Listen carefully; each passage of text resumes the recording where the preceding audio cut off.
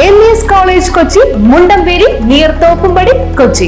Contact 0484298067 7902980067. MES college Kochi Malayalam വിഭാഗത്തിന്റെ നേതൃത്വത്തിൽ വൈക്കം മുഹമ്മദ് ബഷീർ അനുസ്മരണം സംഘടിപ്പിച്ചു.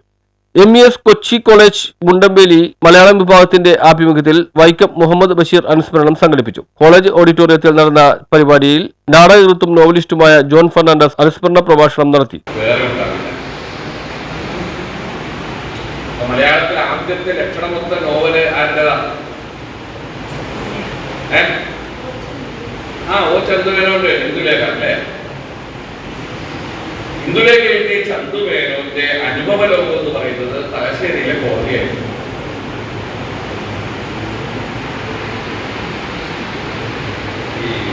ഞാൻ സംസാരിക്കുമ്പോൾ ഇതിലായിരിക്കും എനിക്ക് നിർബന്ധമുണ്ടോ ഒന്നല്ലെങ്കിൽ ശ്രദ്ധിച്ചെടുക്കണം, ഇല്ലെങ്കിൽ ക്ലാസ്സിൽ നിന്ന് കൊണ്ടുപോകണം. അതൊന്നും കുഴപ്പമൊന്നുമില്ല, കാരണം ഞാൻ മാനേജ്മെന്റ് അതിന്റെ പുറത്ത് നിങ്ങളുടെ പേരിലൊരു ആക്ഷൻ നടത്തില്ല.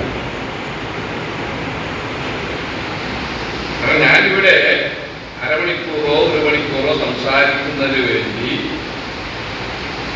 ഞാനൊരു 10-30 മണിക്കൂർ അധ്വാനം ചെയ്തു. ബഷീറിനെ വായിച്ചതാണെങ്കിലും വീണ്ടും കഴിഞ്ഞ 2 ദിവസമായി ഞാൻ ബഷീറിനെ വീണ്ടും വായിച്ചുകൊണ്ടിരിക്കുകയാണ്. അപ്പൊ അത് നിരർത്ഥകമായി പോകുമ്പോൾ എനിക്കുണ്ടാകുന്ന മാനസികമായ വിഷമമുണ്ട്. അത് വളരെ വലുതാണ്. അതുകൊണ്ട് ശ്രദ്ധിച്ച് നിശബ്ദരായിരിക്കണമെന്ന് ഞാൻ പറയില്ല. ഞാൻ ഉദ്ദേശിക്കുന്നത് ഈ ടോക്ക് 10-40 മിനിറ്റ് നിന്നിട്ടുള്ള ടോക്കിന് ശേഷം മൈക്ക് നിങ്ങൾക്ക് കഴിയണം.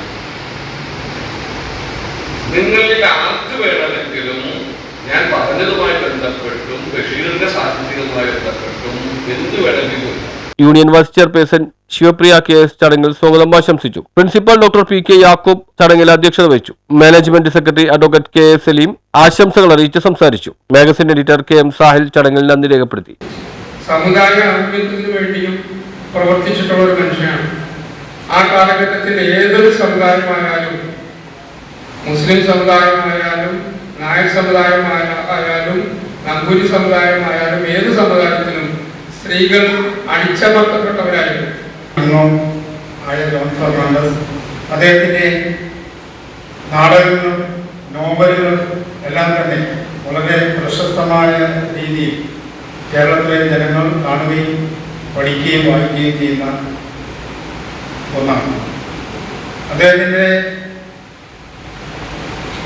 കേരള സംഗീത നാടക അക്കാദമി അവാർഡ് 2020 അദ്ദേഹത്തിന് ലഭിച്ചു.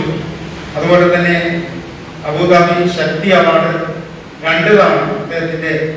News bureau, Thoppumpady.